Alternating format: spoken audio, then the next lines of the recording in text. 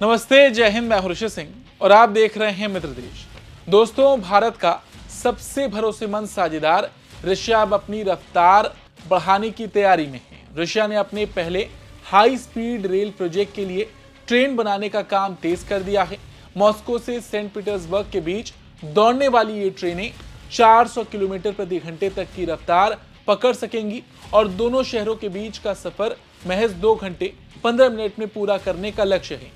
यानी रूस अब सिर्फ हाई स्पीड ट्रेन खरीदने की बात नहीं कर रहा, बल्कि अपनी जमीन पर अपनी हाई स्पीड ट्रेन तैयार कर रहा है। इसके लिए रूस की कंपनियां मिलकर एक ऐसा ट्रेन सिस्टम विकसित कर रही हैं जो आने वाले समय में पूरे देश के हाई स्पीड रेल नेटवर्क की नींव बन सकता है। और सबसे खास बात यह है कि रूस की इस हाई स्पीड रेल कहानी का एक कनेक्शन भारत से भी जुड़ता है, क्योंकि भारत भी अपनी पहली बुलेट ट्रेन के दौर में प्रवेश कर चुका है। ऐसे में रूस की ये कामयाबी भारत के लिए क्यों महत्वपूर्ण है? दोनों देशों के रेलवे क्षेत्र में अब तक कैसी साझेदारी रही है और क्या आने वाले वक्त में हाई स्पीड रेल में भी भारत रूस सहयोग का नया अध्याय बन सकती है? ये सारी बातें आज हम इस वीडियो में करेंगे। सबसे पहले खबर समझ लेते हैं। देखिए, रूस की पहली हाई स्पीड ट्रेन के निर्माण का काम यूरोस्काई लोकोमोटिव की वेरक्नाया शिमा प्लांट में चल रहा है। यहाँ ट्रेन के कोचों को तैयार करने का काम अगले चरण में पहुंच चुका है। पहली 2 ट्रेनों के लिए कुल 32 कोच बॉडी तैयार की जानी है। इनमें से 14 बॉडी की वेल्डिंग पूरी हो गई है, जबकि 9 बॉडी असेंबली स्टेज तक पहुंच चुकी है। यानी कि रशिया अपने हाई स्पीड रेल प्रोजेक्ट पर काम तेजी से कर रहा है और आने वाले वक्त में ये काम अगले चरण में पहुंच जाएगा। अब इस ट्रेन की देखिए सबसे बड़ी खासियत को अगर समझना हो तो मॉस्को से सेंट पीटर्सबर्ग के बीच बनने वाली हाई स्पीड रेलवे को खास तौर पर तेज रफ्तार ट्रेनों के लिए डिजाइन किया जा रहा है। इस लाइन पर ट्रेन 200 से 400 किलोमीटर प्रति घंटे तक की गति से चल सकेंगी। रशिया का लक्ष्य है कि दोनों शहरों के बीच यात्रा का समय घटकर करीब 2 घंटे 15 मिनट रह जाए। इसका मतलब ये हुआ कि रूस के 2 बेहद महत्वपूर्ण शहरों के बीच हाई स्पीड कनेक्टिविटी का एक नया दौर शुरू होगा।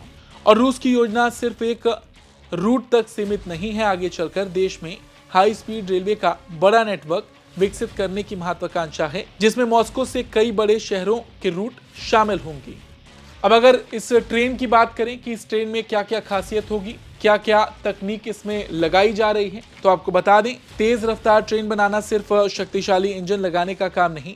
300-400 किलोमीटर प्रति घंटे की स्पीड पर ट्रेन के हर हिस्से को अलग अलग तरह की इंजीनियरिंग की जरूरत होती है। रूस इस ट्रेन में यात्रियों के आराम और सुरक्षा दोनों पर जोर दे रहा है। ट्रेन की साइड विंडो को एल्युमिनियम बॉडी से जोड़ने के लिए खास एडहेसिव तकनीक इस्तेमाल की जा रही है। इससे खिड़की मजबूती से अपनी जगह बनी रहती है और केबिन के अंदर शोर और ठंड को कम करने में मदद मिलेगी। आपको बता दें, क्योंकि रूस में बहुत ज्यादा ठंड पड़ती है, तो उस हिसाब से भी वहां की रूस पहले इसी तरह की तकनीक का इस्तेमाल फिनिश्ड ट्रेनों में कर चुका है, लेकिन हाई स्पीड ट्रेन के हिसाब से इसे और बेहतर बनाया गया है। 400 किलोमीटर प्रति घंटे तक की स्पीड पर हवा का दबाव काफी ज्यादा होता है, इसलिए ट्रेन के बाहरी दरवाजों में मजबूत सीलिंग सिस्टम लगाया जा रहा है। इसका मकसद तेज रफ्तार में कोच को एयर टाइट बनाए रखना है। खास तौर पर सुरंगों में जब ट्रेन किसी दूसरी ट्रेन को क्रॉस करेंगी, तब एयर प्रेशर में अचानक बदलाव हो सकता है। ऐसे में मजबूत सीलिंग बेहद महत्वपूर्ण होती है। सुरक्षा के लिए ट्रेन का कंट्रोल सिस्टम ये भी सुनिश्चित करेगा कि अगर कोई दरवाजा पूरी तरह बंद नहीं है तो ट्रेन आगे ना बढ़े। क्योंकि रशिया इस तरह की ट्रेन अपने आप में पहली बार विकसित कर रहा है और क्योंकि इसमें रूसी टेक्नोलॉजी का इस्तेमाल हो रहा है, तो हर चीज़ों पर खासा ध्यान दिया जा रहा है। अब इस परियोजना की एक और बड़ी बात है, इसमें रूस की करीब 150 कंपनियां और औद्योगिक संस्थान शामिल हैं। यानी रूस सिर्फ एक हाई स्पीड ट्रेन बनाने की कोशिश नहीं कर रहा, वो इसके साथ अपनी घरेलू सप्लाई चेन और हाई स्पीड रेल से जुड़े औद्योगिक क्षमता को और मजबूत कर रहा है।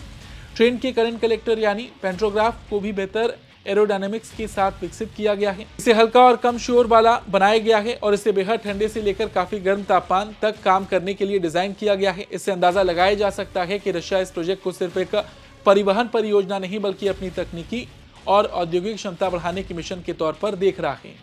रशिया की योजना के मुताबिक Moscow Saint Petersburg high speed railway को 2028 में शुरू करने का लक्ष्य है।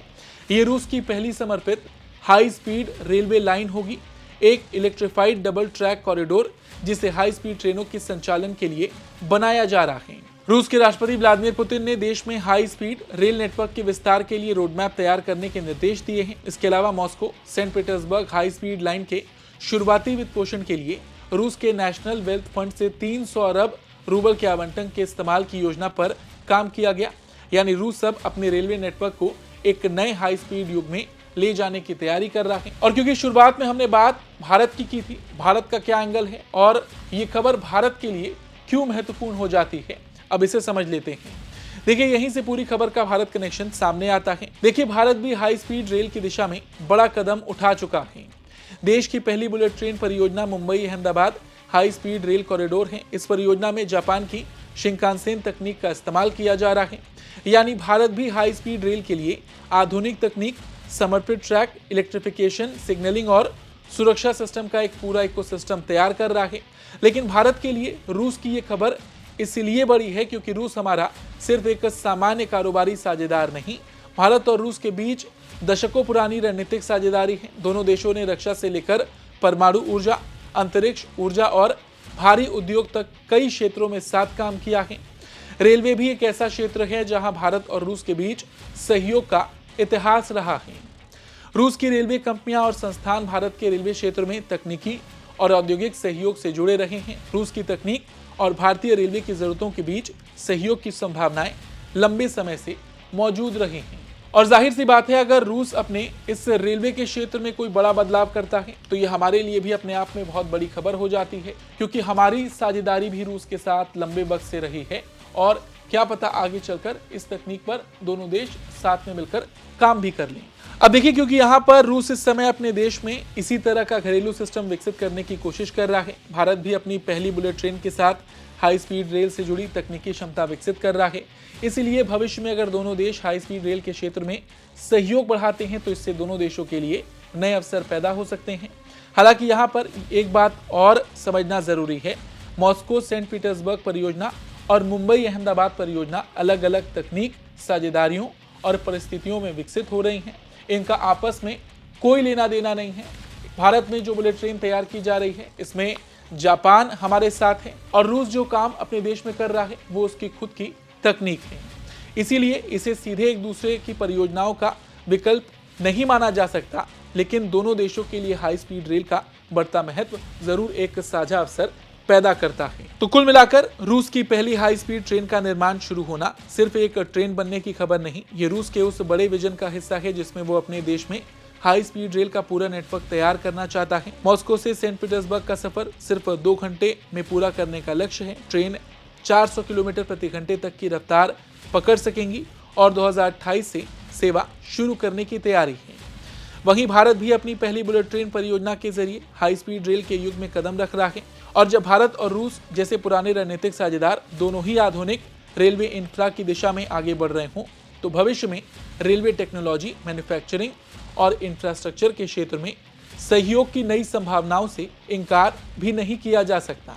रूस अपनी रफ्तार बढ़ा रहा है, भारत भी अपनी रफ्तार बढ़ा रहा है और आने वाले सालों में हाई स्पीड रेल दोनों देशों के आधुनिक इंफ्रा की कहानी का एक अहम हिस्सा बन सकता है। एक बार फिर से हम यहाँ पर एक बात साफ कर दे रहे हैं, रूस की हाई स्पीड रेलवे प्रोजेक्ट और भारत में जो मुंबई अहमदाबाद के बीच बुलेट ट्रेन चलेगी, ये बिल्कुल दोनों अलग अलग परियोजनाएं हैं। भारत में जो बुलेट ट्रेन तैयार हो रही है इसके पीछे जापान है, रूस जो काम कर रहा है वो उसकी अपनी तकनीक है। लेकिन जैसा कि हमने कहा, अगर रूस इस क्षेत्र में आगे बढ़ता है तो हमारे लिए भी संभावनाएं खुल सकती हैं। फिलहाल दोस्तों, आज की इस खबर में इतना ही। आपको ये खबर कैसी लगी कमेंट करके जरूर बताएं। धन्यवाद।